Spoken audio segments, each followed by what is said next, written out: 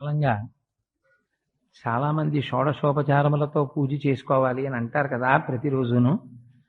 దానికి వైదిక విధానంలో ఏ విధమైనటువంటి ఇబ్బంది లేని రీతిలో ఉచ్చారణ చేసేటప్పుడు పొరపాటున ఏదైనా చిన్నో చితకో పొరపాటు వస్తే దానివల్ల ఏ ఉపద్రవము సంభవించినటువంటి రీతిలో ప్రారంభంలో మొట్టమొదట అసలు పూజ తప్పు త్రోవలో నడవకుండా చేసుకునేటటువంటి విధానాన్ని ఒక్కసారి ఎప్పుడైనా చెప్పే ప్రయత్నం చెయ్యండి అంటే దాని గురించి సరే ఎప్పుడైనా చేద్దామని ఆలోచన చేస్తూ వచ్చాం.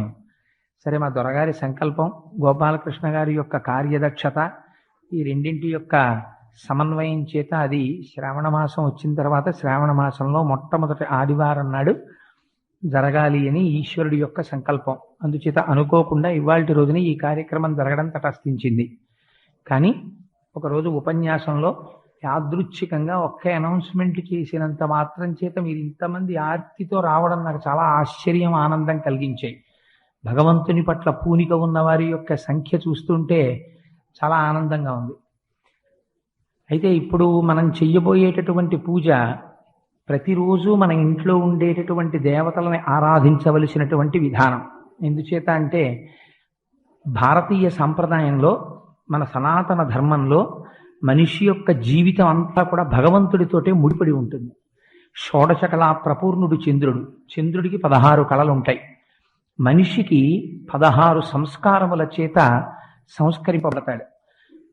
తల్లి గర్భంలో ప్రవేశించిన దగ్గర నుంచి శరీరం పడిపోయిన తర్వాత కూడా దీన్ని తీసుకెళ్లి ఇష్టం వచ్చినట్టు పడేయడానికి వీల్లేదు. అంచేష్టి సంస్కారము అని సంస్కారం చేసి దీన్ని పంచభూతాల్లోకి పంపించేస్తారు. అందుకని మనిషికి కూడా 16 కళలు, 16 సంస్కారములు. చంద్రుడికి 16 కళలు. ఆ 16 కళలతోటే మనకి కాలగతిని చెప్తూ శుక్లపక్ష కృష్ణపక్ష తిథులుగా చెప్తూ మనం కాలాన్ని గణన కట్టి ఈశ్వరారాధనం చేస్తాం. అలాగే భగవంతుడికి పూజ చేసినా కూడా 16 ఉపచారములతో పూజ చెయ్యాలి. ఈ 16 ఉపచారములతోటే పూజ చెయ్యడం అనేటటువంటి దాని వెనకాతల మనస్సుని తీసుకెళ్లి భగవంతుడి దగ్గర పెట్టించేటటువంటి గొప్ప ప్రయత్నాన్ని ఋషులు చేశారు. ఎందుకు ఆ 16 పెట్టారు అంటే మీకు మొట్టమొదటే చెప్పాను. ఆ 16 అనేటటువంటి అంకెకి ఒక విశేషమైనటువంటి ప్రాధాన్యత ఉంది వైదిక ధర్మంలో. 16 ఉపచారములలో మొట్టమొదటిది ధ్యానం. ఇప్పుడు మీరు పూజా విధానం ప్రారంభించిన తర్వాత ఇదే వరసలో నడుస్తుంది. నడిచేటప్పుడు మీ మనస్సు అలా లగ్నం కావడాన్ని మీరు చూసుకోవాలి.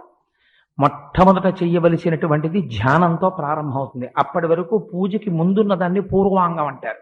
అంటే మీరు పూజ చెయ్యడానికి మీరు తెచ్చినటువంటి వస్తువులలో ఏదైనా అపవిత్రత ఉండవచ్చు, లేదా మీ యందు అపవిత్రత ఉండవచ్చు. ఎందుచేత నేను ఈ మాట అంటున్నానంటే పూజ చేసేటప్పుడు శరీరంలో ఎక్కడ మలం ఉండడానికి వీల్లేదు. మనకి నవరంధ్రములలోంచి ఈ రోమకూపములు అంటారు, వెంట్రుకలు ఉండేటటువంటి కన్నాల్లోంచి నిరంతరము మలము ఊరుతూ ఉంటుంది. అందుకే నిద్రపోయి లేస్తే దేవాలయంలోకి వెళ్ళడానికి అర్హత ఉండదు, స్నానం చేసి వెళ్ళాలి. ఎప్పుడూ మలం ఊరుతున్నటువంటి కారణం చేత మీరు బాహ్యంలో చేసినటువంటి స్నానం చేత శరీరానికి పరిశుభ్రత ఏర్పడింది అని మీరు చెప్పలేరు. అందుచేత వైదికమైనటువంటి ఒక మంత్రము చేత ముందు శరీరాన్ని సంస్కరించుకుంటాం. శరీరానికి పరిశుద్ధి ఏర్పడుతుంది. కానీ లోపల మనస్సు అటు ఇటు తిరుగుతూ ఉంటుంది, దానికి పరిశుద్ధి లేదు. ఎన్ని ముట్టుకోకూడని వస్తువులనో ముట్టుకుంది. అందున పూజ అనేటటువంటిది ఉదయం చేస్తాం. మనస్సుకున్న పెద్ద దోషం ఎక్కడంటే అది అంతకుముందు జరిగిన విషయాన్ని స్మరిస్తుంది. అంతకుముందు జరిగింది రాత్రి వేళ మనిషి శరీరంతో అనేక రకములైన భోగములను అనుభవించి ఉండవచ్చు గృహస్థాశ్రమంలో ఉన్నవాడు. మనస్సు అటువైపుకి కానీ వెళ్ళిందనుకోండి, పూజలో అపచారం జరుగుతున్నట్టు, స్మరణలోకి రాకూడని విషయాలు స్ఫురణలోకి వస్తున్నట్లు. అందుచేత మరి ఎలా? లేదా అంతకు ముందు రోజు జరిగినటువంటి విశేషాలు ఏవైనా మనస్సు మీద పడచ్చు. అందుచేత వీటి వ్యగ్రత నుంచి బయటపడి మనస్సుకు ఒక స్థిరత్వాన్ని ఏర్పాటు చేయడం కోసమని ఆచమనం చేస్తారు. ఆచమనం చేసేటప్పుడు ఎన్ని నీళ్లు పడితే అన్ని నీళ్లు చేతిలో పోసుకోకూడదు. మీరు ఉద్ధరిణితో తీసినటువంటి నీరు మీ కుడి చేతితో గోముద్ర ఇలా పట్టి మీరు పోసుకున్నప్పుడు ఒక మినపగింజ తీసుకొచ్చి అందులో వేస్తే ఆ మినపగింజ ఉపరితలం పైకి కనపడకుండా మునగడానికి ఎంత నీరు పడుతుందో అంత నీరు పోసుకోవాలి. ఆచమనం చేస్తున్న దగ్గర నుంచి పూజ యందు మాత్రమే మీరు దృష్టి పెట్టుకుని ఉండాలి. తప్ప ఆచమనం చేసిన తరువాత ఇంట్లో పూజ చేసేటప్పుడైనా మీరు మధ్యలో ఎవరితోనైనా మాట్లాడారనుకోండి, పూజాఫలంలో సింహభాగాన్ని మీరు ఎవరితో మాట్లాడారో వారికి ధారపోసేస్తారు, వారికి వెళ్ళిపోతుంది ఆ పూజా ఫలితం. అందుకని పూజ చేసేటప్పుడు మాట్లాడకూడదు. శరీరంలో ఉండేటటువంటి ఏ రంధ్రంలోంచి వాయువు బయటికి వెళ్ళకూడదు. కానీ ఏమంటే అవన్నీ మాకు జరుగుతాయా, మీరు ఏమిటో ఇవన్నీ భయపెడుతున్నారు కానీ మాకు పూజా విధానం చెప్పట్లేదు అని మీరు బెంగ పెట్టుకోకండి. అలా పొరపాటున ఇంకా మనకు అంత పెద్ద సంస్కారం, అంత పెద్ద అలవాటు లేదేమోనని ఋషులు ఎక్కడికక్కడ మనకి ప్రాయశ్చిత్తం చెప్పారు. ఒకవేళ పొరపాటున సాధ్యమైనంత వరకు నిగ్రహించుకునే ప్రయత్నం చెయ్యాలి. తెలియక ఒక తుమ్ము వచ్చేసింది అనుకోండి, ఏం చేస్తాం? ఆగుతుంది ఆ తుమ్ము? వచ్చింది. వస్తే యథార్థానికి ఏమిటంటే మీరు లేచి మళ్ళీ వెళ్ళి స్నానం చేసి వచ్చి మళ్ళీ పూజ చేసుకోవాలి. కానీ ఏమంటే అలా స్నానం చేయడానికి పూజ చేయడానికి మళ్ళీ మంత్రపుష్పం దగ్గర మళ్ళీ తుమ్ము, ఇంకెన్ని క్యాజువల్ లీవ్లు ఆఫీస్కి. అందుకని అలా బెంగెట్టుకోక్కర్లేదు. ఒక్కసారి మీరు చేస్తున్నటువంటి పూజ ఎక్కడ ఫుల్ స్టాప్ ఉంటుందో అక్కడ ఆపి మీ కుడి చేతిని తీసి ఒక్కసారి కుడి చెవి మీద వేసుకుని ఒక్క క్షణం ఆగి మళ్ళీ పూజ చేసుకుంటే మీరు గంగానదిలో స్నానం చేసి మళ్ళీ పూజ ప్రారంభం చేసినట్టు. అందుచేత దాని ఎందుకు దోషం ఉండదు. కానీ సాధ్యమైనంత వరకు మాట్లాడకూడదు ఎవరితోటి. అంటే ఏదో మరీ తప్పకపోతే ఈశ్వరుడికి ఒక క్షమార్పణ చెప్పి మాట్లాడచ్చు. అందుకే పూజ చేసుకునేటప్పుడు ఇంట్లో వాళ్ళకు కూడా ఒక అలవాటు ఉండాలి, వాళ్ళు కూడా పలకరించకూడదు. కొంచెం సంస్కారం తెలుసున్న వాళ్ళైతే వాడు దొరికాడు కదా అని బొత్తిగా 6ంటికి ఫోన్ చేసేద్దాం, 7ంటికి ఫోన్ చేసేద్దాం అని ఎవరికి ఫోన్లు చేయకూడదు. ఎందుకంటే వాడు పాపం అనుష్ఠానం చేసుకుంటూ ఉండొచ్చు. ఆ టైంలో ఫోన్ చేస్తే పూజ చేసుకుంటున్నాడు ఎన్ని మాటలు చెప్తారు ఇంట్లో వాళ్ళు. అందుకని విసుగొచ్చి ఆఖరికి అదే ఇంపార్టెంట్ ఫోన్ అని తెచ్చిస్తే ఆ పూజ పాడైపోతుంటుంది. కానీ అవతల వాళ్ళ పూజ పాడు చేయకూడదు. అందుకని కనీసం వాడు భగవన్ మార్గంలో ఉన్నాడు అని మీకు నమ్మకం ఉంటే అటువంటి వారికి 8 గంటల లోపల ఫోన్లు చేయకూడదు. అదొక విషయాన్ని బాగా జ్ఞాపకం పెట్టుకోండి. ఎందుకైనా పనికొస్తుంది, ఎవరికైనా అది అనుగ్రహం అవుతుంది. అందుకని సరే, అందుచేత అలా ఆచమనం చేసి మనం పూజా ప్రారంభం చేస్తాం. ఆచమనం చేసేటప్పుడు చేతిలో వేసుకున్నటువంటి నీళ్లు తీసుకునేటప్పుడు చాలా మంది జుర్రుకున్న చప్పుడు చేస్తూ ఉంటారు. అలా చప్పుడు రాకూడదు. ఆచమనం చేయడం అనేటటువంటి విధానాన్ని చాలా జాగ్రత్తగా అనుసరించాలి. మీ కింది పెరివి మాత్రమే ఇక్కడ తగలాలి. తగిలి ఆ నీటిని తీసుకునేటప్పుడు చప్పుడు కాకుండా లోపలికి తీసుకోగలగాలి. అసలు ఆచమనం చేశాడన్న విషయం పక్కవాడికి కూడా వినపడకూడదు. అంత చక్కగా ఆచమనం చెయ్యాలి. చేసి ప్రారంభం చేసుకోవాలి పూజని. సరే, మొదట్లో అలవాటు ఉండదనుకోండి, అలా తీసుకోకపోతే కారిపోతాయి కానీ నోట్లోకి వెళ్ళవు. అందుకని మొదట్లో కొంచెం చప్పుడు రావచ్చు. నేను ఇవాళే మీ అందరూ 100% పర్ఫెక్షన్లోకి వెళ్ళాలన్న భావనతో ఈ పూజా విధానం చేయించట్లేదు. ఇది ఒక ప్రారంభం జరగాలి అని అంతే. అందుకే ఎక్కడ ఇబ్బంది లేకుండా శ్లోకాలతో పూజను తీసుకొచ్చాం. అది మీకు రాను బాగా అలవాటైంది అనుకోండి, శ్రీ సూక్త పురుష సూక్తాల్లోకి మీరు ఇంప్రూవ్ చేసుకోవచ్చు దాన్ని. ఇప్పుడు ప్రస్తుతం శ్లోకాలతో ఆవాహన 16 ఉపచారములు చేస్తున్నాం. మీకు బాగా వచ్చిన తర్వాత ఈ శ్లోకాలని అలా ఉంచుకుని దాని మీదకి సహస్రశీర్ష పురుష సహస్రాక్ష సహస్రపాత్ అని పురుష సూక్తంలోంచి మొదటి మంత్రాన్ని, హిరణ్యవర్ణాం హరిణీం సువర్ణ రజతస్రజాం అని శ్రీ సూక్తంలోంచి మొదటి మంత్రాన్ని కలిపి చెప్పుకుని శ్లోకం చెప్పుకుని అప్పుడు ధ్యానం చేసుకోవచ్చు. కానీ మొట్టమొదట అసలు పూజ అనేటటువంటి ఫ్రేమ్ ఎలా ఉంటుందో చూపించడం కోసమని ఒక తేలికైనటువంటి పద్ధతిలో దీన్ని మీకు ఇవాళ తీసుకొచ్చి మీకు పరిచయం చేసేటటువంటి ప్రయత్నం చేస్తున్నాం.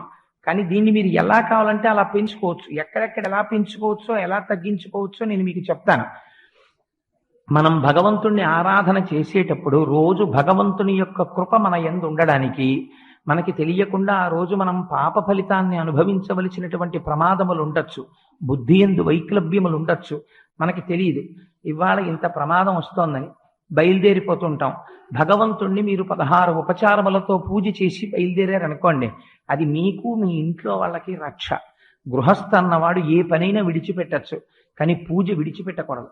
అది బరువు అయిపోకూడదన్న ఉద్దేశ్యంతో సాధ్యమైనంత తక్కువ టైంలో చేసుకునేటట్టు మీకు ఒక సెలవు నాడు పెట్టుకోండి. నేను ఎప్పుడు సాధారణంగా అందరికీ చెప్పే సలహా ఒక ప్రాక్టికల్ మెథడ్లో చెప్తూ ఉంటాను. మీరు బాగా పూజ చేయండి. నేను ఎప్పుడు ఎవరికీ సలహా చెప్పను. మీరు రోజు 20 నిమిషాల కన్నా పూజ చేయకండి అని చెప్తుంటాను. కొంతమంది నన్ను విమర్శ చేస్తుంటారు, అదేంటంటే అలా చెప్తుంటారు ఆయన. నేను రోజు మీరు 2 గంటలు పూజ చేసుకోండి అని చెప్పాను అనుకోండి, నేను ఒక యథార్థమైన మాట చెప్తున్నాను, మీకు తెల్లవారుతోందంటే భయం పట్టుకుంటుంది. అమ్మ బాబోయ్ అంత పూజ చెయ్యాలి, టైం లేదు అని ఏదో ఒక పని ఉంటుంది. అలా కాకుండా మీరు స్వల్పమైన పూజ, వైదికంగా పరిపూర్ణత్వం ఉండే పూజ అలవాటు చేసుకున్నారనుకోండి, మీ పూజ మీకు బరువు అనిపించదు. మీరు హాయిగా పూజ చేసుకొని వచ్చేస్తారు.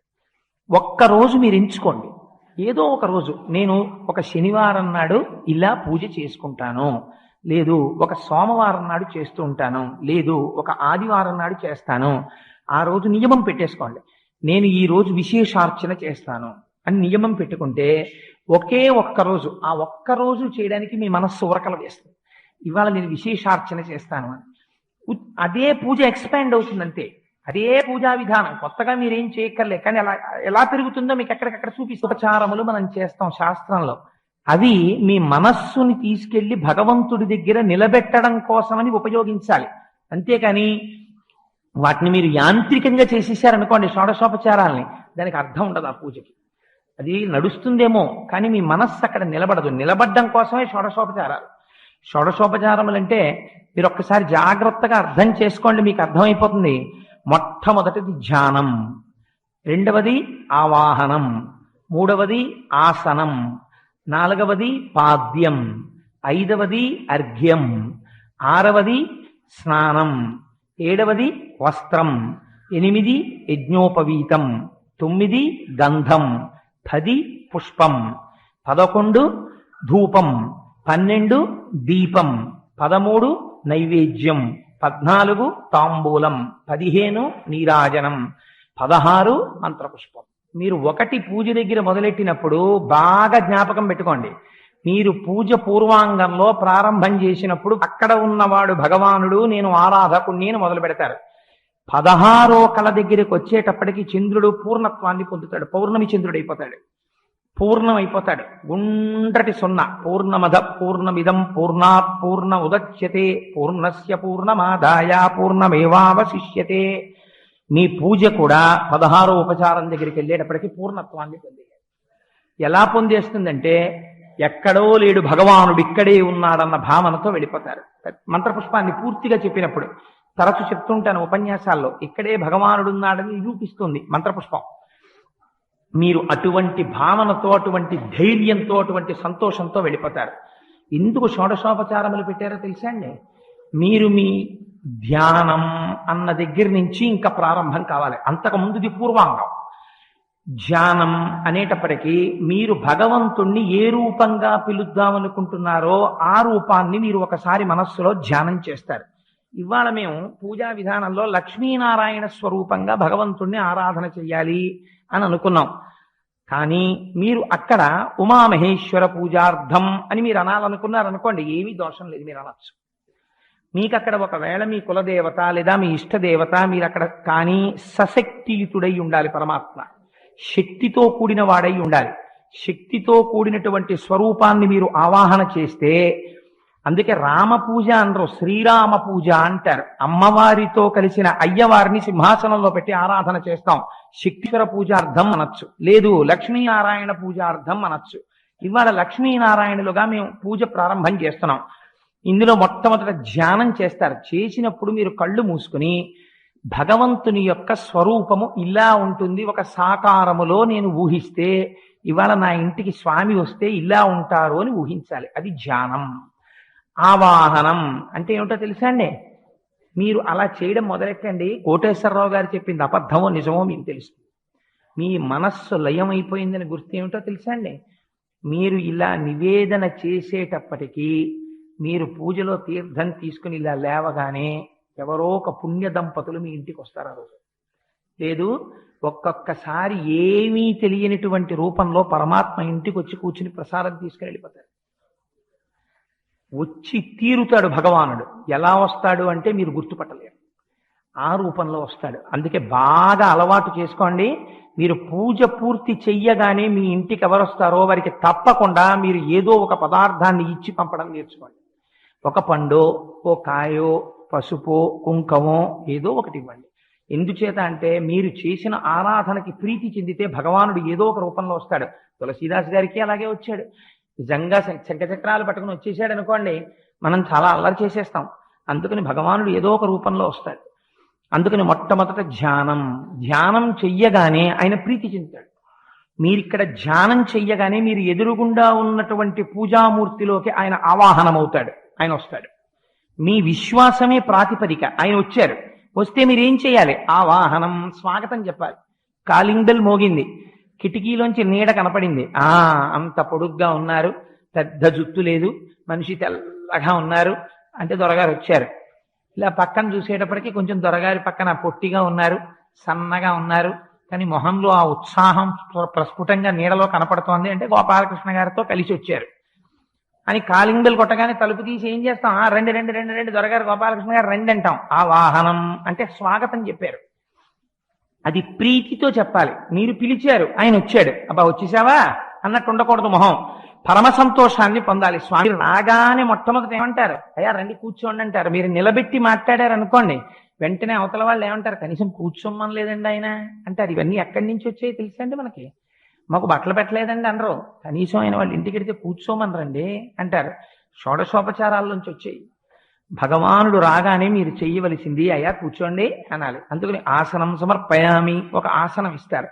రోజు ఆసనాలు మేము ఎక్కడ పట్టుకొస్తామండి? ఆ బెంగక్కర్లేదు. అక్షత, క్షతం అంటే విరిగిపోయినది, అక్షత విరగనిది. నడుము విరగనటువంటి బియ్యానికి పసుపు కలిగితే అక్షత అవుతుంది. అందులోకి మీరు ఏది అడిగితే అది ఆరోపణ అవుతుంది. మీరు ఇది సింహాసనము అనుకుని మీరు సమర్పించారనుకోండి, ఇంత ఫోమ్ తోటి బంగారు సింహాసనం, రెండు పక్కన సింహాలు, అమ్మవారు అయ్యవారు కూర్చోవడానికి మంచి కోళ్ళుతోటి పాదపీఠంతో సింహాసనం వచ్చి కూర్చుంటుంది. ఇప్పుడు స్వామి దాని మీద కూర్చుంటారు. కూర్చున్న తర్వాత ఏం చేస్తారు? మీ ఇంటికి మహాపురుషులు వచ్చారనుకోండి, వెళ్ళి కాళ్ళు కడుక్కోండి అనరు. వెళ్ళి కాళ్ళు కడుక్కోండి, అతిథిక్కిల పూజార్హ ప్రకృతోపి విజానత అంటారు సుందరకాండలో. మామూలు వాళ్ళు ఎవరైనా వస్తేనే అయ్యా కాళ్ళు కడుక్కోండి అంటాం. కాస్త ఏమైనా బుచ్చుకుంటారు కానీ కాళ్ళు కడుక్కోండి అంటాం. పెద్దలు వచ్చారనుకోండి కాళ్ళు కడుక్కోండి అనం. గబగబా పళ్ళెని తీసుకొచ్చి వాళ్ళ పాదముల కింద పెట్టి అయ్యా కాళ్ళు కడుగుతాం అని కడుక్కుని శిరస్సును చల్లుకుంటాం. వాళ్ళు రావడం ఇంటికి మంగళం అని గుర్తు. అందుకని వాళ్ళ కాళ్ళు మనం కడుగుతాం. అందుకని పాదయోహ పాద్యం సమర్పయామి, స్వామి నీ కాళ్ళు అమ్మ కాళ్ళు కడుగుతున్నాను ఇవాళ, ఏం అదృష్టం అయ్యానది అని కడగాలి. కడిగిన తర్వాత హస్తయోహ అర్ఘ్యం సమర్పయామి. ఏమో ఇక్కడికి వచ్చే ముందు ఎవరు ఆర్తితో పిలిస్తే ఏ ధనస్సు పట్టుకుని ఎవరి మీద బాణాలేసి వచ్చావో ఓసారి చేతులు కడిగేసుకో అని హస్తయోహ అర్ఘ్యం సమర్పయామి. ఆ భక్తి యొక్క ప్రేమకి అవధి ఉండదు. అవధి ఉండకపోవడంలో స్వామిని నేను చేతులు కడుక్కోమనడం ఏమిటి? అది ఉండదు. స్వామి చేతులు కడుక్కో అని మీరు ప్రేమతో హస్తయోహ అర్ఘ్యం సమర్పయామి అనేటప్పటికీ మీరు ఏ రూపంతో ధ్యానం చేశారో ఆ స్వామి ఇలా చేతులు చాపి మీకు కనపడాలి.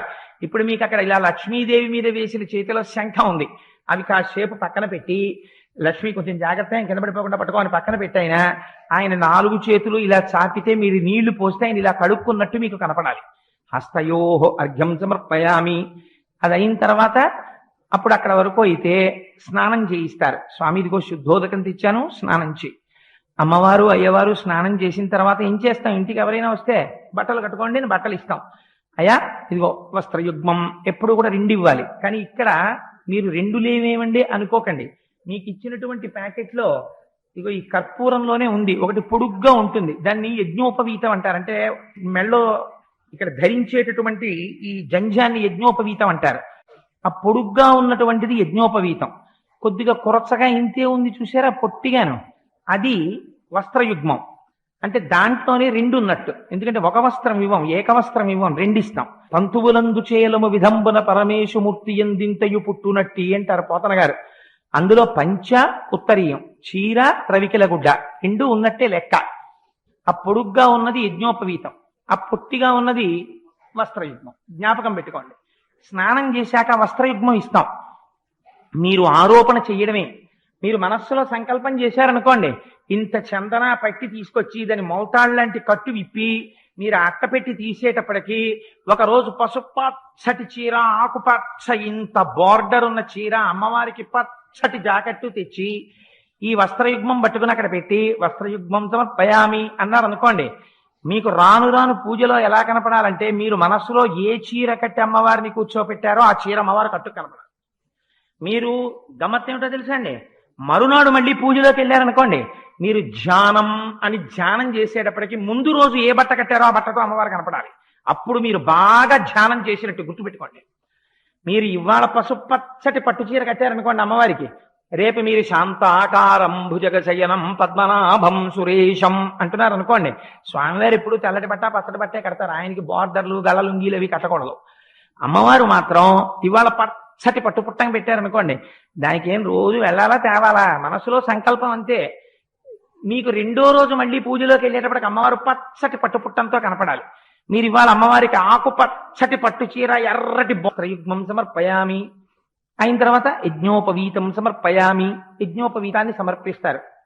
యజ్ఞోపవీతం ఇచ్చిన తర్వాత కొద్దిగా గంధం, ఎందుకంటే చందన, మళ్ళీ దీని వెనకాతలం ఒక్కొక్క దానికి ఒక్కొక్క రహస్యార్థం ఉంటుంది. మీ మనస్సు ఎందులోనైనా రమించింది అనుకోండి, విశేష ఫలితం వచ్చేస్తుంది. సరే, దాన్ని నేను ఎప్పుడైనా ఉపన్యాసంలో చెప్తాను. అందుకని చందనంతో ఆయనకి ఉపచారం చేస్తాం. వాళ్ళ రెండు చేతులు ఇలా చాపితే కొద్దిగా గంధం రాసినట్టు, పాదాల మీద చందనం సమర్పించినట్టు. ఆ తర్వాత పుష్పం సమర్పయామి. అధాంగ పూజలో చాలా పవిత్రత ఉంది. మన వాళ్ళు అధాంగ పూజ చేయమని చెప్తారు. అధాంగ పూజ అంటే పాదముల దగ్గర మొదలుపెట్టి శిరస్సు వరకు పూజ చేస్తాం.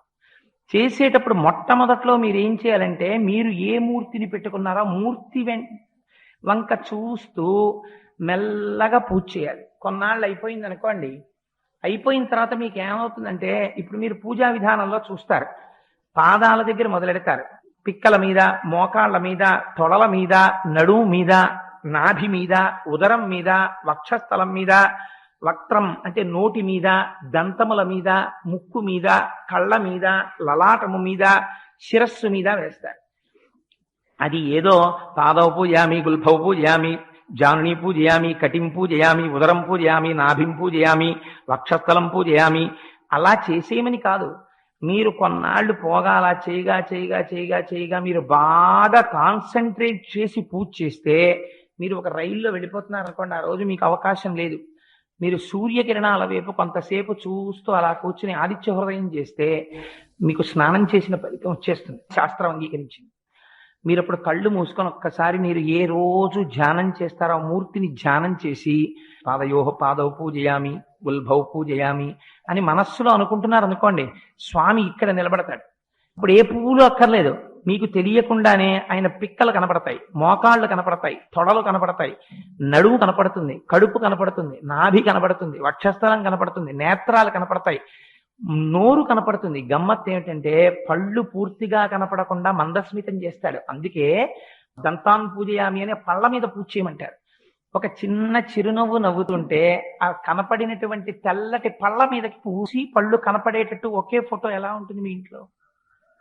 అలా మీరు పూజ చేయగలరా? కాసేపు పెదవులు మూసుకుని కాసేపు పెదవులు తెరిచిన రెండు మూర్తులు పెట్టరుగా. దాని అర్థం ఏమిటంటే ఇక్కడ ఇంప్రూవ్ చేయడం నేర్చుకో అని. అప్పటి వరకు అని కనపడాలి. మళ్ళీ మీరు నామం చెప్పేటప్పటికి చిన్న నవ్వు నవ్వుతూ దంతాలు కనపడాలి. ఆ దంతాల మీద మీ పువ్వు పడాలి. అలా మీరు చేస్తే క్రమంగా ఇక్కడ పూజ చేయడం మీకు అలవాటు అయిపోతుంది. పైకి ఎవ్వరికి తెలియదు, కానీ లోపల జరిగిపోతుంటుంది పూజ. అలా చేసి ఆ తర్వాత స్వామివారికి గంధం పుష్పం ఇచ్చిన తర్వాత ధూపం, స్వామికి ధూపం ఇస్తాం. ధూపం ఇచ్చేటప్పుడు గంట వాయించాలి. గంట నేల మీద పెట్టకూడదు. ఇప్పుడు గంటను ఎప్పుడైనా ఏదో ఒక దాని మీద పెట్టుకోవాలి. గంట. ఆ తర్వాత దీపం, స్వామికి దీపం చూపిస్తాం. యథార్థమైతే ఒకసారి జ్యోతి వెలిగించి చూపించాలి. పోనీ అక్కడే ఉన్నటువంటి దీపాన్ని చూపించేస్తే దీపానికి మళ్ళీ అక్షతలు సమర్పించాలి ఒకసారి. అందుకని దీపం దర్శయామి.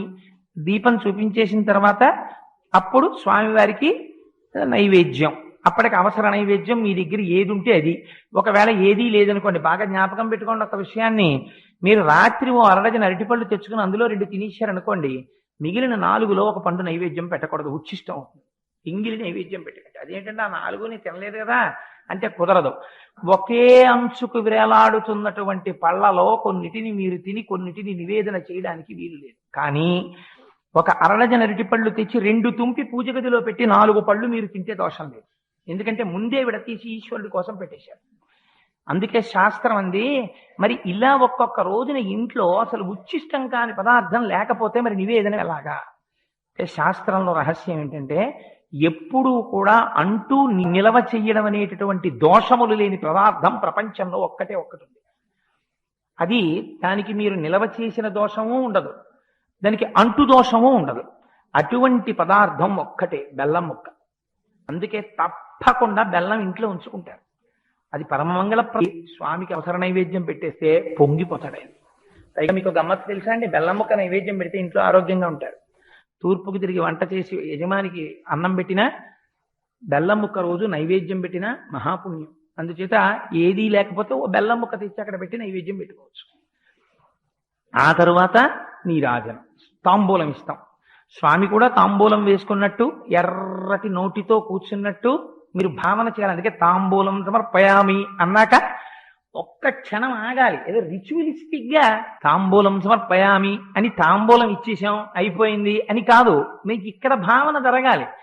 ఆ తాంబూలాన్ని స్వామి నోట్లో వేసుకుని శ్రవణం చేస్తే ఎర్రటి నోళ్లతో కూర్చున్నట్టుగా భావన చేసి, అబ్బా స్వామి అసలే దివ్యమంగళ విగ్రహం, అధాంగ పూజలో నేను ఆపాదమస్తకం చూశాను, నా కనురాపు తగిలిందో ఏమిటో అని బెంగ పెట్టుకుని కళ్ళమ్మట నీళ్ళొచ్చి నీరాజనం ఇవ్వాలి స్వామికి. నీరాజనం ఇచ్చేటప్పుడు ఇష్టం వచ్చినట్టు తిప్పకూడదు.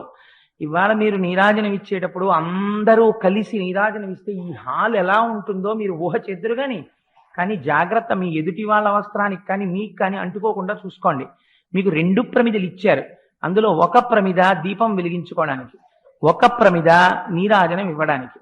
ప్రమిదలో నీరాజనం ఇచ్చేటప్పుడు కర్పూరం బిళ్ళని కొంచెం అవతల వైపుకు పెట్టుకోండి, సో దట్ మీ మీదకి ఆ తేజస్సు కాంతి ప్రసరించకుండా ఉంటుంది, కొంచెం చేతి మీదకి రాకుండా జాగ్రత్తగా పట్టుకుని ఇవ్వండి. నీరాజనం ఇచ్చేటప్పుడు పాదముల దగ్గర నుంచి శిరస్సు వరకు తిరగాలి, సగానికి తిరగడం కుదరదు.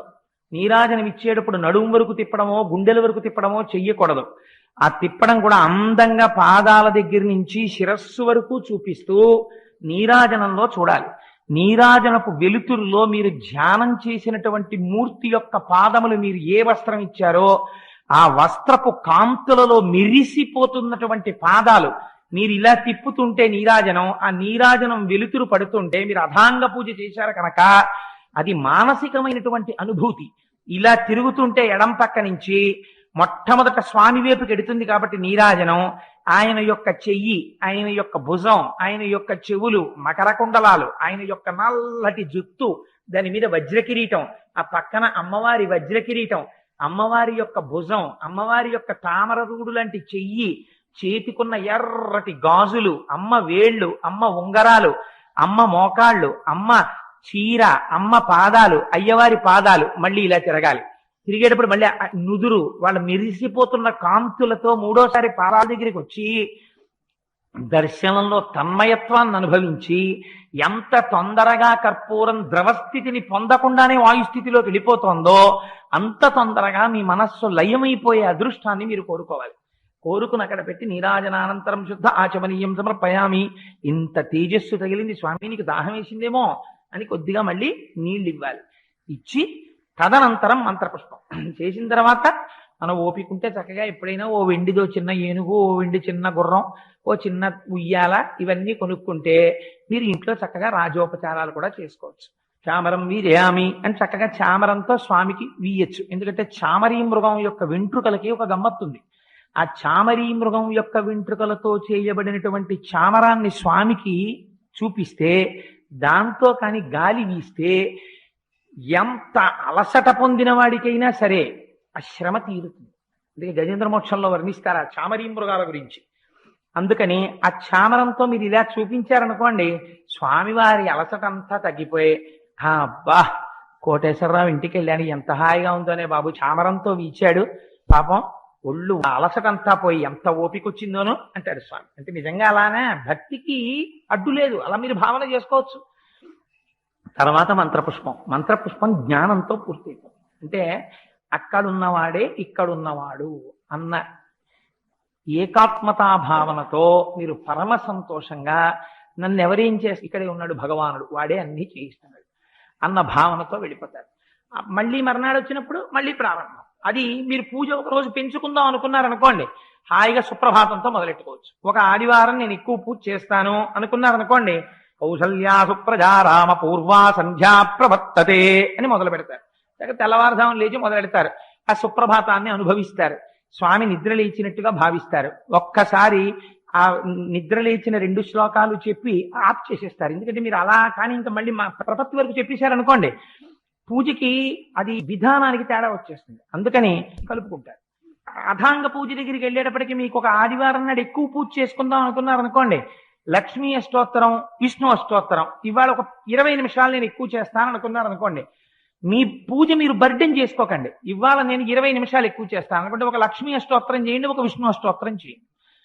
నేను ఇవాళ చాలా టైం ఉంది, నాకు ఏమీ పని లేదు, నేను ఇవాళ ఒక 2 గంటలు స్పేర్ చేద్దాం అనుకుంటున్నాను పూజకి అనుకున్నారు అనుకోండి, ఆ రోజున చక్కగా విష్ణు సహస్రనామ స్తోత్రంతో ప్రతి నామం వెనకాతల ఓం నమః పెట్టుకుని విష్ణు సహస్రనామ స్తోత్రాన్ని అనుసంధానం చేసుకోండి.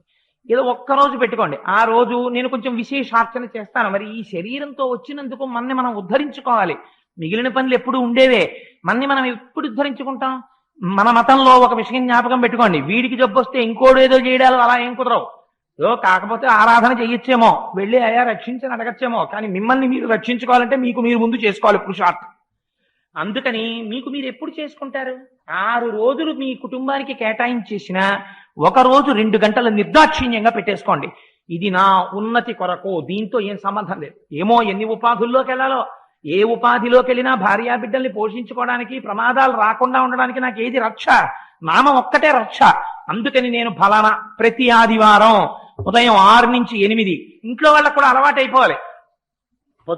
ఆదివారం నాడు 8 లోపల కూరలకు వెళ్ళమంటే వెళ్ళడు, విశేష పూజా మందిరంలో కూర్చుంటాడు అని వాళ్ళకి తెలియాలి, ఇంట్లో వాళ్ళకి తెలియాలి, బయట వాళ్ళకి తెలియాలి. నిర్దాక్షిణ్యంగా చెప్పేయండి మీ ఇంటికి వచ్చే వాళ్ళకి, ఆదివారం నాడు నేను విశేషార్చన చేసుకుంటూ ఉంటానండి 6 నుంచి 8, నాకు కుదరదని చెప్పండి.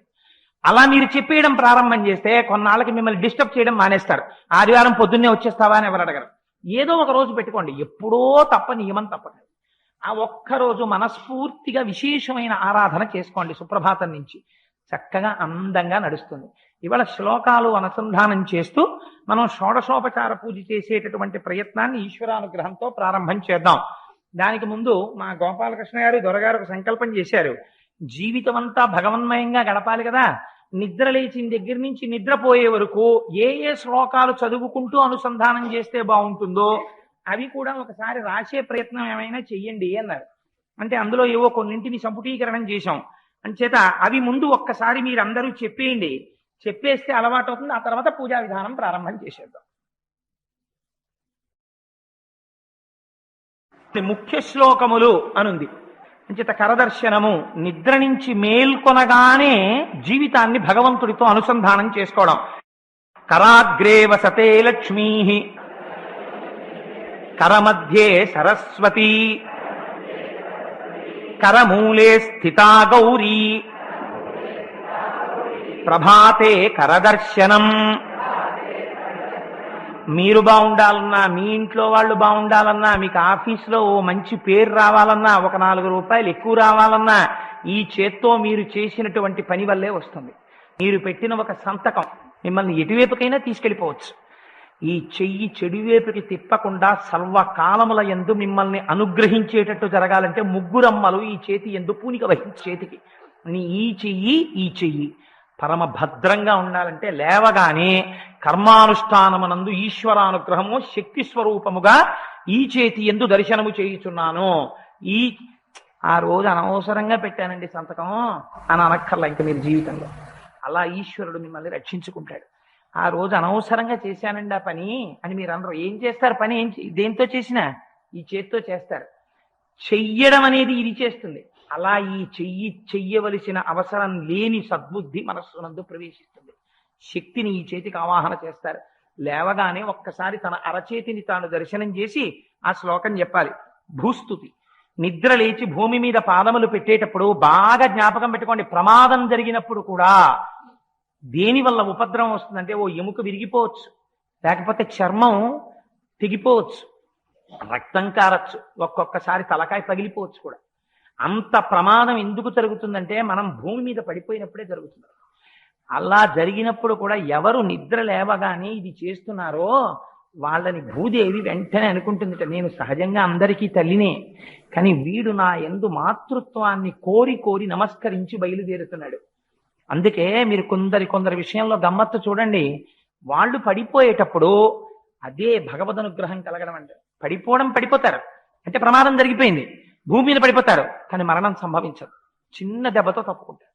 ఎక్కడంటే భూమి యందు మాతృత్వం ప్రచోదనమై రక్షణ జరుగుతుంది, భూమి నుంచి వచ్చింది జీర్ణం అవుతుంది, అన్ని సక్రమంగా జరుగుతాయి. అందుకని ఆవిడలో అమ్మని చూసి కాలు కింద పెట్టేటప్పుడు, అమ్మ తప్పక నీ మీద కాలు పెడుతున్నాను, ఒక పసిబిడ్డడు అమ్మ గుండెల మీద కాలు పెట్టి తంతే అమ్మ క్షమించినట్టు నాకు తప్పక కాలు పెడుతున్నాను కాబట్టి అమ్మా నన్ను క్షమించు అని మనస్ఫూర్తిగా ఒక నమస్కారం చేసి మీ కాలు పెట్టారనుకోండి, కుడికాలు పొంగిపోతుంది భూదేవి, మిమ్మల్ని మీ కుటుంబాన్ని రక్షిస్తుంది. సముద్రవసనే దేవి పర్వత స్తనమండలే విష్ణుపత్ని నమస్తుభ్యం పాదస్పర్శనం క్షమస్వమే.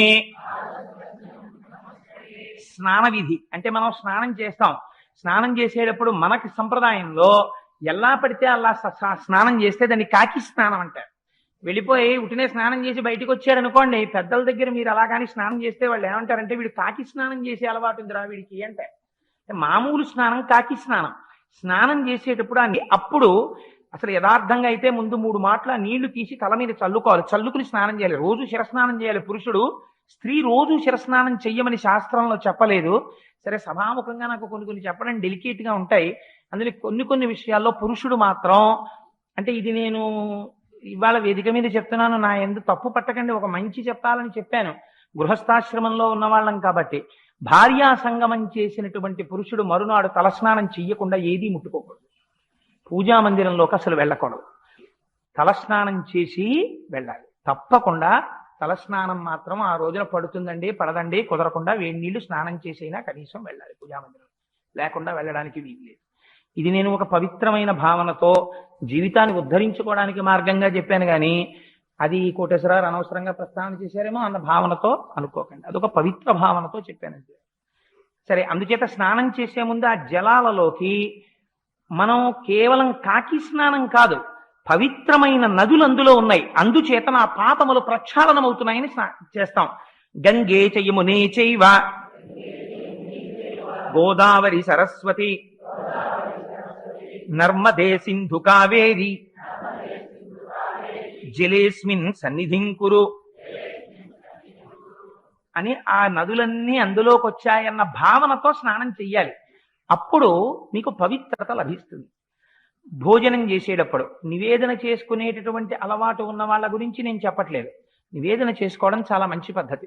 కాకపోయినా కనీసం ఈ మాట చెప్పుకుంటే అది కూడా నివేదనమే. ఎందుకంటే లోపల ఉన్న పరమాత్మని గుర్తించి తింటున్నారు. నేను తింటలేదు, నా లోపల ఉన్న వైశ్వానవాగ్ని ఈశ్వరుడు దీన్ని పచనం చేస్తున్నాడు అని తింటున్నారు. మీరు రోజు యజ్ఞం చేసిన ఫలితం వచ్చేస్తుంది. అహం వైశ్వానరో భూత్వా ప్రాణినాం దేహమాశ్రితః ప్రాణాపాన సమాయుక్తః పచామ్యన్నం చతుర్విధం. సాయంకాలం అసుర సంధ్య వేళ అవుతుంది. అసుర సంధ్య వేళ అయినప్పుడు వెంటనే ఇంట్లో దీపం పెట్టాలి. దీపం పెట్టకపోతే ఏమవుతుందంటే అదంతా కూడా ఇంకా భూత ప్రేత పిశాచాదులు లేచి ఆకలితో తిరిగేటటువంటి సమయం. విషక్రిములు మొదలైన రజోగుణ తమోగుణ ప్రభావం విశేషంగా ఉన్నవి రాత్రులు ఎక్కువసేపు తిరుగుతాయి. అందుకే రాత్రి ఎక్కువసేపు తెలివిగా ఉండే అలవాటు ఉన్నది అంటే వాడి యందు ఏదో దోషం ఉన్నది అని గుర్తు. రాత్రి వాడు తొందరగా నిద్రపోయి తెల్లవారుజామున తొందరగా లేస్తాడు అంటే వాడి యందు సత్వగుణం ఉన్నది అని గుర్తు. ఏంటి, కొంతమంది 9ంటికి పడుకుంటాడని వెటకారం ఆడుతుంటారు. అలా వెటకారం ఆడకూడదు, చాలా మంచి అలవాటుని గుర్తించుకోవాలి. 4 గంటలకు లేవడం 3 గంటలకు లేవడం మంచి అలవాటు. సరే, అందుచేత ఆ సంధ్యాదీపంలో పరబ్రహ్మాన్ని చూస్తాం. ఆ సంధ్యాకాలమనందు ఇంట్లో వెలిగిన దీపం ఉందే, పోనీ కరెంట్ లైటే అవనివ్వండి, కరెంట్ లైట్ వేసానంటే వేయకూడదు, ఓ శ్లోకం చెప్పాలి, వేసి వెంటనే నమస్కారం చేసి ఇది సంధ్యాకాలమనందు నా ఇంటి యందు ప్రవేశించిన పరమాత్మ, దీని రక్షణ చేత, దీని వెలుతురంతటా కొడుతోంది, దీని రక్షణ చేత నా ఇంటిలోకి ఏవి ప్రవేశించవు, ఇది రక్షిస్తోందని చెప్పాలి. దివ్య జ్యోతి పరం బ్రహ్మ దీప సర్వతమోపహ దీపేన సాధ్యతే సర్వం సంధ్యాదీపం నమోస్తుతే. ఎంత అందంగా ఇచ్చారో చూడండి. రక్షణ పొందడానికి నిజంగా మహానుభావులు చెయ్యని విధి. రాత్రుల్లో పడుకుంటే నిద్ర పట్టట్లేదండి అంటారు కొంతమంది. అటువంటి వాళ్ళు సౌండ్ స్లీప్ అంటారే, ఆరోగ్యానికి మంచి నిద్ర పట్టాలి. మంచి నిద్ర పట్టాలంటే ఏ ఏ మహాపురుషులను ఒక్కసారి స్మరించి పడుకుంటే గాఢ నిద్ర పడుతుందో చెప్తున్నారు. పైగా వాళ్ళ గురించి మీరు తెలుసుకుని నిద్రపోయేటప్పుడు ఒక్కసారి ఆలోచించి పడుకున్నారు అనుకోండి, అది సమాధి స్థితి అయిపోతుంది. విశేష పుణ్యం. అగస్త్యో మాధవశ్చైవ ముచుకుందో మహాబల కపిలో మునిరాస్తిక పంచైతే సుఖశాయిన. ఒక చోట అయితే అన్నారు, కొన్ని కొన్ని ఊళ్ళల్లో అదేంటి ఎక్కువగా పాములు, తేళ్లు, జెర్రిలు ఇలాంటివి తిరుగుతుంటాయి.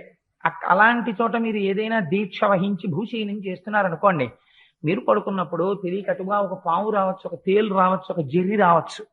ఎవరు ఈ శ్లోకం చెప్పి పడుకుంటున్నారో అటువంటి వారి దగ్గరికి పాము వచ్చినా సరే అస్తిక మహర్షి యొక్క పేరు తలుచుకు పడుకున్నాడు కాబట్టి పడగ కూడా విప్పదట. అగ్నిహోత్రాన్ని చూసి పాము దూరంగా వెళ్ళిపోయినట్టు వెళ్ళిపోతుంది. విషక్రిములు కూడా దగ్గరికి రావు. నిద్ర యందు రక్షణ వహిస్తుంది. అంత గొప్ప శ్లోకం అది. అలాగే కొంత ఇతపూర్వం చేసినటువంటి పాపముల వల్ల లేకపోతే వ్యగ్రత వల్ల పీడకలలు వచ్చి భయపడిపోతూ ఉంటారు. అలా రాకుండా ఉండాలంటే రామం స్కందం హనుమంతం వైనతేయం వృకోదరం శయనేయ స్మరణే నిత్యం దుస్వప్నస్తస్య నశ్యతి. మనకి ఈ కంటితో చూడ్డానికి వీలుగా భగవానుడు 2 రూపములలో కనపడతాడు. ఒకటి సూర్యుడు, ఒకటి చంద్రుడు. సూర్యుడిని మీరు కన్నెత్తి తేరిపారి చూడలేరు చాలాసేపు. చంద్రుడిని చూడొచ్చు. ఆ చంద్రుణ్ణి చూడగానే ఒక నమస్కారం చేస్తారు. క్షీరార్ణవ సముత్పన్న లక్ష్మీప్రియ సహోదర మహేశమకుటాభాస్వన్ బాలచంద్ర నమోస్తుతే. ఔషధ విధి అంటే శరీరానికి ఏదైనా అనారోగ్యం వచ్చినప్పుడు మందు వేసుకుంటాం. మందుగా పని చెయ్యడం కాదు, ఆ మందు యందు ఈశ్వరానుగ్రహం ప్రసరించి మీ అనారోగ్యం తగ్గాలి. అందుకని మందు వేసుకునేటప్పుడు ఒక మాట చెప్తారు, శరీరేర్జరీభూతే వ్యాధిగ్రస్తే కళేబరే ఔషధం జాహ్నవీతోయం వైద్యో నారాయణో హరి. శివాలయానికి వెళ్ళినప్పుడు నందీశ్వరుడి యొక్క అనుమతి లేకుండా మీరు లోపలికి ప్రవేశించి శివుని యొక్క దర్శనం చెయ్యలేరు. అందుకని నందీశ్వరుడి దగ్గరికి వెళ్ళి ముందు ప్రార్థన చెయ్యాలి. అయ్యా నేను లోపలికి ఎడతానని. అంతేకాని అరటిపండు ముక్క తెచ్చి ఆయన మూతికి పూసేసి ఇంతంత ఈగల ఆయన ముక్కులో దూరేటట్టు అలా ప్రవర్తించకూడదు. నందీశ్వరుడికి శివుడికి అభేదం. చాలా మందిని చూస్తుంటాను, కార్తీక మాసం వస్తే శివాలయంలోకి వెళ్ళాలంటే గుండెలు ఇలా ఉంటాయి. నాకు ఎందుకు చెప్తున్నాయి ఈ మాట అంటే చాలా బాధగా ఉంటుంది. ఒక్కొక్కసారి నందీశ్వరుడి యొక్క తోక కిందకి తీసుకెళ్లి దీపం పెడతారు. అలా మీ ఆసనం కింద పెట్టారనుకోండి, మీరు ఒకసారి ఆలోచించండి, మీకు ఎలా ఉంటుంది? అది భక్తి అనిపించుకుంటుందా? నందీశ్వరుడి పక్కన దీపాలు, నందీశ్వరుడి తోక కింద దీపాలు, నందీశ్వరుడి మూతికి తీసుకెళ్లి అరటిపండు ముక్కలు, ఆయన కర్మ కాలిపోయిందా? శివుడి వంక చూస్తూ మహానుభావుడు రమిస్తూ ఉంటే అదంతా భక్తి. ఆయన నిండా ఇంతంత ఈగలు అవి వెళ్ళి ఇలా కొమ్ములు పట్టుకునేటప్పటికి తెలియక ఎవడైనా అలవాటు మీద వృషస్య వృషణం స్పృష్ట్వా అని ఆయన అవయవం పట్టుకుందామనేటప్పటికీ ఆ భక్తుడి చెయ్యి కాలుతుంది. పక్కన దీపాలు ఎక్కేస్తారు. కింద నించోడానికి ఉండదు. ఆ శివ నిర్మాల్యం తొక్కితే 7 జన్మల పుణ్యం పోతుంది. అందులో మహిమ్నాస్థుతిలో చెప్తారు. అలాంటిది తీసుకెళ్లి శివ నిర్మాల్యం తీసుకెళ్లి ఎక్కడ పడితే అక్కడ పారేస్తారు. చండీశ్వరుడి దగ్గరన్నా పెట్టాలి, ఎవరు తొక్కకుండానన్నా పెట్టాలి. అందుచేత ఆ నందీశ్వరుడి దగ్గరికి వెళ్ళి ప్రార్థన చేసి లోపలికి వెళ్ళాలి. నందీశ్వర నమస్తుభ్యం సాంబానంద ప్రదాయక మహాదేవస్య సేవార్థం అనుజ్ఞాం దాతుమర్హసి. నవగ్రహాలకి రోజు పూర్తిగా చెప్పలేకపోయినా ఆ గ్రహముల వలన మనం ఫలితాన్ని పొందుతాం కాబట్టి వాళ్ళ యొక్క సౌజన్యాన్ని అపేక్షించాలి. ఆదిత్యాయ చ సోమాయ మంగళాయ బుధాయ చ గురు శుక్ర శనిభ్యశ్చ రాహవే కేతవే నమః. అశ్వత్థ వృక్షం ఎక్కడన్నా కనపడింది అంటే మీకు ఈ కళ్ళతో చూడడానికి వీలుగా పరబ్రహ్మం కనపడినట్టే. అందుకే అన్నిటికన్నా ఎక్కువ చప్పుడు చేస్తుంటుంది అశ్వత్థ వృక్షం. దానంత అల్లరి ప్రపంచంలో ఇంకోటి ఉండదు. చిన్న గాలి వేస్తే చప్పుడు. నేను సామర్లకోటలో పనిచేసేటప్పుడు మా క్యాబిన్ పక్కనే ఉండేది. ఆ గాలి, ఆ చప్పుడు, ఆ చెట్టు చూసి సంతోషపడిపోతూ ఉండేవాడిని. సరే, అందుకని మూలతో బ్రహ్మరూపాయ మధ్యతో విష్ణు రూపిణే అగ్రత శివరూపాయ వృక్షరాజాయతే నమః. బాగా జ్ఞాపకం పెట్టుకోండి. మీరు ఎప్పుడైనా స్నానం చెయ్యక ముందే ఏదైనా ఒక చోటుకి వెళ్ళేటప్పుడు, అమ్మో నేను అక్కడికి వెళుతున్నాను, కొంచెం పరిస్థితి భయానకమో అని మీకు అనిపించింది అనుకోండి, లేదా మార్నింగ్ వాక్ పెడుతున్నారు అనుకోండి, మార్నింగ్ వాక్ లో కుక్కలు గరిచిన వాళ్ళు ఇంతమంది తెలుసున్నారు. మార్నింగ్ వాక్ లో ప్రమాదాలు ఉండవండి, అందులో కూడా ఉంటాయి ప్రమాదాలు. అందుకని స్నానం చెయ్యకుండా బయటికి వెడితే పొడి విభూతి పెట్టుకుని వెళ్ళాలి. స్నానం చేసిన తరువాత వెడుతుంటే, స్నానం చేసిన తర్వాత పూజలో కూర్చున్నప్పుడు పెట్టుకుంటే సజల భస్మం పెట్టుకోవాలి.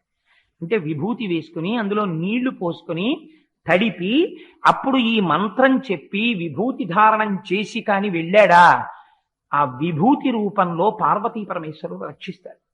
బొట్టు పార్వతీ స్వరూపం, విభూతి పరమశివ స్వరూపం.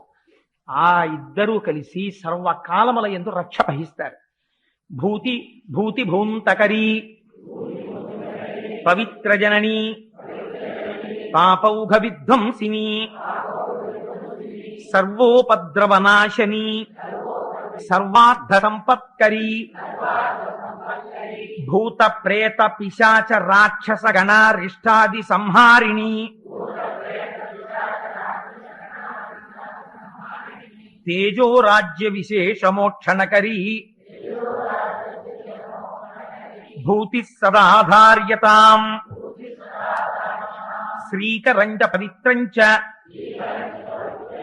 రోగదోష నివారకం లోకవస్యకరం పుణ్యం భస్మత్రైలోక్యపావనం అని చెప్పుకుని విభూతి ధారణం చెయ్యాలి.